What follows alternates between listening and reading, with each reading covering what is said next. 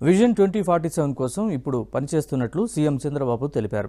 గణపతి సచ్చిదానంద స్వామి చేపట్టిన దత్తక్షేత్ర నాదయాత్రను విజయవాడలో చంద్రబాబు ప్రారంభించారు.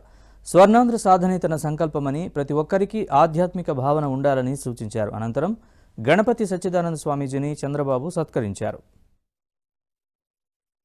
ఒక మంచి కోసం ఏ విధంగా ఆలోచిస్తారో స్వామీజీ ఒక ఉదాహరణ అని చెప్పి మీకు అందరికీ తెలియజేస్తున్నా.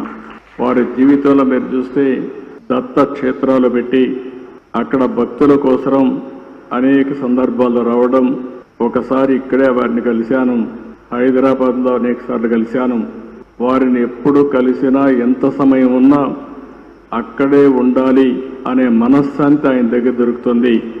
అది ఒక అదృష్టం అని చెప్పి కూడా నేను మీకు తెలియజేస్తున్నా. చాలా తక్కువ సమయంలో ఒక మెసేజ్ ఇచ్చారు. నా సంకల్పం స్వర్ణ ఆంధ్రప్రదేశ్ చేయాలని. ఒకప్పుడు విజన్ 2020 తయారు చేస్తే చాలామంది సమైక్య ఆంధ్రప్రదేశ్లో తప్పుపట్టారు. కానీ ఆ విజన్ ఈరోజు యథార్థ రూపాన్ని చూపించే పరిస్థితి వచ్చింది.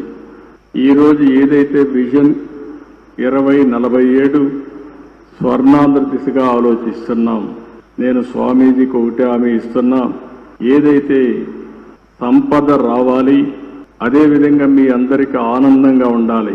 సంపద ఇవ్వడంలో మేము ముందుకెళ్తాం, కానీ ఆనందంగా మీరు ఒక పద్ధతి ప్రకారం ఉండాలంటే అది స్వామీజీ వల్లనే సాధ్యం అని చెప్పి కూడా నేను మీ అందరికీ తెలియజేస్తున్నా.